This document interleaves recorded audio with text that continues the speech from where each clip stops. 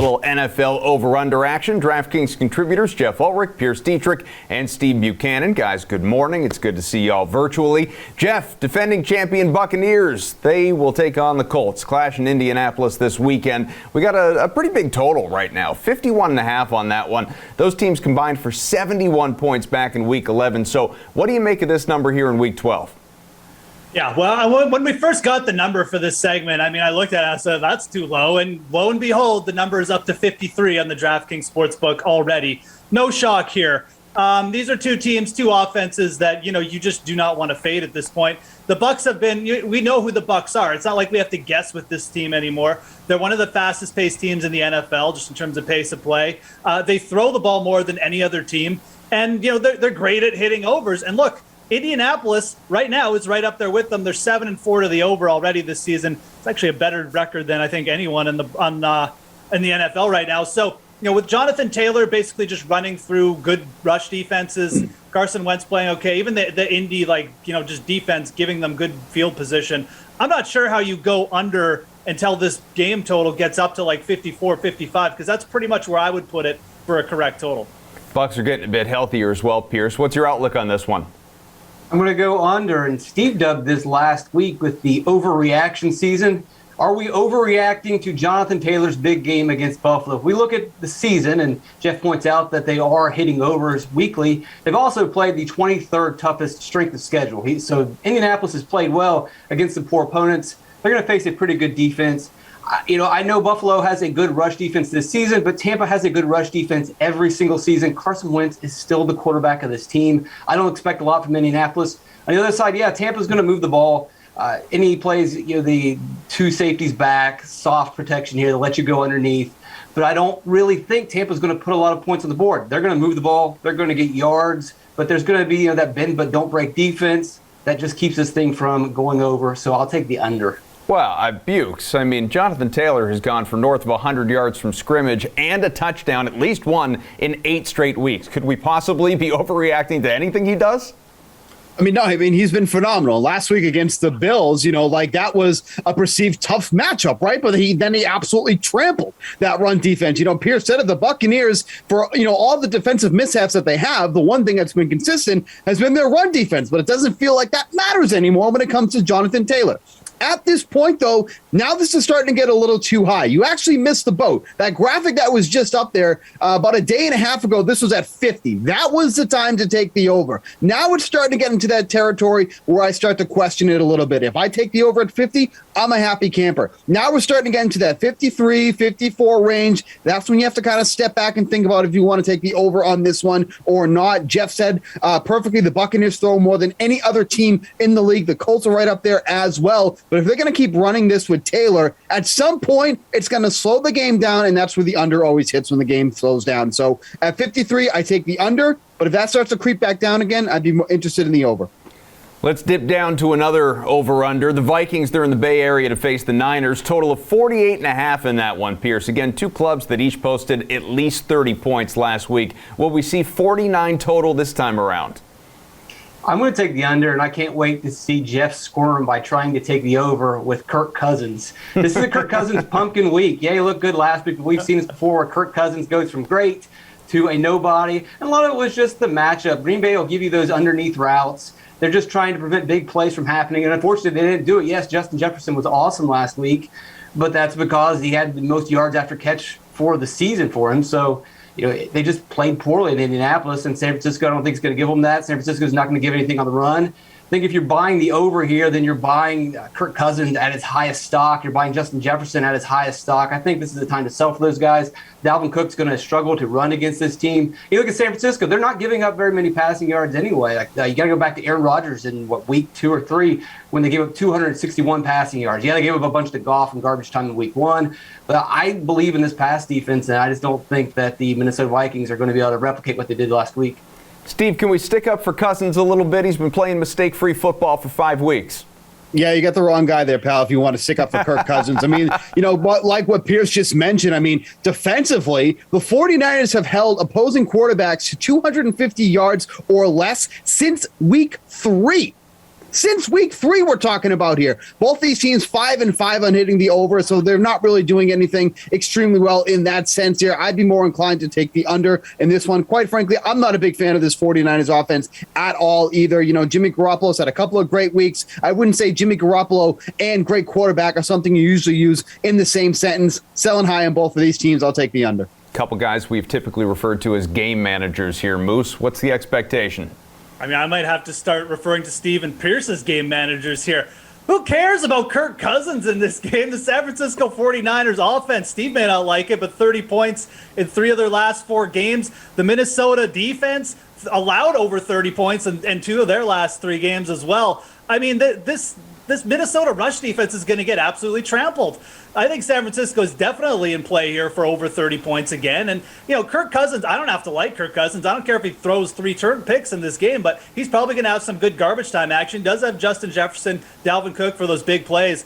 I'm actually surprised that this one isn't at 50. And I think at 49, you do see this creep up. So at 48.5 right now, I would take the over. I would lean slightly over here. I would. All right, guys. The Rams, they have the Packers at Chili Lambeau this weekend. Bukes, Packers, a narrow loss last week. The Rams were off, obviously, so they'll be well rested and all of that. That's nice. But, only about an hour ago, this game had a total of 48. Things are already moving. It's 47.5 now. What's the outlook? Yeah, this is getting too low for me now at this point. I'd be more interested in taking the over at this point. I mean, you're talking about 2 teams that the stock is somewhat down on. The Packers weren't able to knock down the Vikings, and the Rams have just looked, abysmal over the past 2 games that they've played, right? And so at this point, is that an overreaction? 47.5, if I had a look-ahead line on this a couple of weeks ago, I'd be like, yes, I'd be taking the over on this. 47.5 for these 2 offenses. Like, these 2 offenses are too good to be in the position that they should be hitting the under in this game. 47.5 is just too low at this point. I'm surprised it's come down as much as it has. I would not be shocked that by the time Sunday rolls around, this is up near 50. Moose, you agree? Yeah, I mean, I hate to be Johnny Over, but I think you do look at this line, and like Steve said, it's coming down. So almost like the guys wanted to fade the Indy Tampa Bay game because the line was getting too high. I want to go over on this game, and I want to see if it might even get to 46.5. I could see that happening. But I think the biggest thing here is you've got the Rams offense coming off a bye, and now this Packers defense, it's finally starting to show some. Everyone thought it was going to suck without Jari Alexander in there, and it wasn't good last week against Kirk Cousins. Now they have the Rams passing game to deal with. I think you're going to see the Rams put up some points here, and obviously Aaron Rodgers, we know what he can do off of last week. Even if he's not 100%, I still think the Packers probably get to 20, 23 points or something. So, yeah, I want to wait and see if we can get 46.5, but I would still even lean over around the 47 number. Pearce, what's your view here? Yeah, I'm going to dive in on the under now before it gets lower, and it should go a little bit lower. Both these defenses are playing well. I know last week the overreaction is, well, Green Bay's secondary has finally been exposed. Yeah, they had a bad game, but that was 1 week. Over the course of the season, they've been fine without Jair Alexander. They've been able to limit those big plays. That didn't happen last week, and they gave up a couple big plays, and they lost the game. Los Angeles Rams, they look good as well on defense. They're not quite as intense as they've been in the past. Their pass rush was second best last season. This year, it's just top 10. Still, though, it should be fine against Aaron Rodgers, who seems like he's struggling with the toe injury. He's talking about it. He's either making excuses, whatever it is. He's not playing well. He's down a couple offensive linemen against a good pass rush. Matt Stafford, at the end of the game, his stats look great, but he's playing garbage time the last 2 games. And they're just not executing on the right plays. When they need a third down conversion, they're not getting it. He's getting sacked. They're making poor passes. And if they do that again, they're clearly not going to go over. So I'll take the under now because it's going lower. There's been kind of a theme here in this segment, guys. Big offensive games last week from the Steelers and Bengals as well. We got an AFC North matchup Sunday, a total of just 44.5 points. Moose, you like the over? No, I'll finally throw in an under here. Look, Pittsburgh, I know it's tempting, right? I mean, you see Pittsburgh coming off that I don't even know what you call that game versus the Chargers. It was just like a couple of kids in the backyard throwing bombs. But, and then you've got Cincy putting up points against the Raiders. But I think at their core, these 2 teams are slower paced. They're going to want to try and run the ball a little bit. And, ultimately we've got an AFC North division matchup. It's getting a little bit cooler out. This is typically when these games get a little bit close and just slower pace. Pittsburgh's two division games have gone well under this total this year. And, these are 2, especially the Bengals, still playing at a fairly slow pace overall. So I'll lean under here. I think you'll probably just see that, especially Pittsburgh after that shootout, probably play a much tamer pace this week. Pearce, you on board with the under?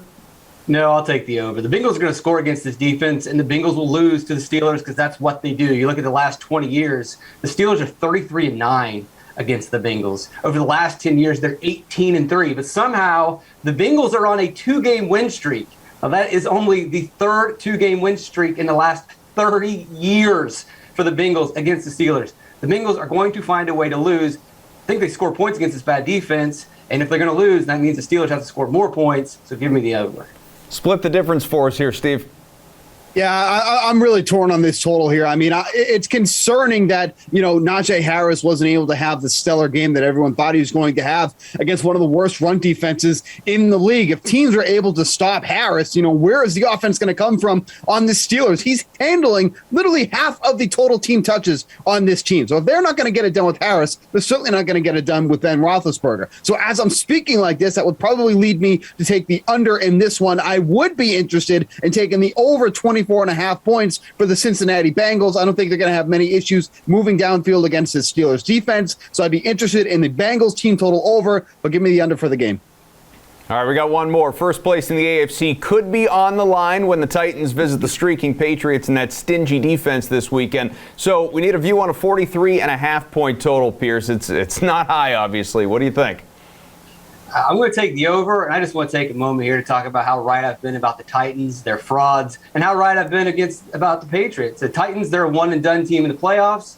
The Patriots are basically a 10-1 team, and you look at that one loss, it was against the Saints. You run that game back, and the Patriots win that game by 30. This is a real team that's getting better every week. Give me the over, 45-0 Patriots. All right, Script says I got to go to Bukes here, but Pearce, if you want to keep talking, I like the sound of that. Oh, my God. Get over it. This Boston heroism here. All right, is it my turn? Can I talk now? Yeah, you're on camera. I didn't tell you not to talk. Just let him, make him stop, Steve. I mean, he just totally derailed the whole show because he's got to talk about, his girlfriend Patriots. Look, after starting the season 0-4 with the over, the Patriots have hit it in 5 of their last 7 games. Obviously, they didn't hit it in that last one against the Falcons because they didn't score a single point. Can't hit the over when you're not scoring a single point. This defense has been excellent over the past 5 games or so. I mean, they've given up less than 10 points in 3 straight games now. That is absolutely insane, but that's why this total is as low as it is. So it's a low total. The Patriots are crushing the over right now as of late, but if other teams aren't scoring, if they're not doing their part, it's hard to hit the over. I mean, 13 total points in the last 3 games given up. That is just absolutely absurd. With the issues the Titans are having right now, going to have to side with the under. Rolls eyes, still compliments Patriots. Go ahead, Moose. Okay, first of all, mark this tape because Pearce thinks the playoffs are starting like tomorrow. I didn't know that. I mean, so the Titans, they still might get Derrick Henry back, AJ Brown back. I didn't know that the playoffs were going to starting like against this game against the Patriots. Playoffs start in August, mark buddy. this tape. Pearce says one and done. We'll see, pal. I'm going to take the under in this New England game, anyways, this week. Steve laid it out. The New England defense is playing well, but guess what? So is the Tennessee defense, which Pearce doesn't want to admit. They've allowed 22 points or less in each of the last 3 games. Even last week, getting down to Houston, I mean, they still only allowed 22 points. I think you're going to see like a 2017 game, 2013 game here. I don't know if Tennessee is going to win. That's not what we're talking about right here. I just think it's going to be a close game. You got Vrabel against Belichick. It's going to be a close defensive battle. And I think the Titans are going to keep it close. It's going to be close. It's going to be under. And let's just go on.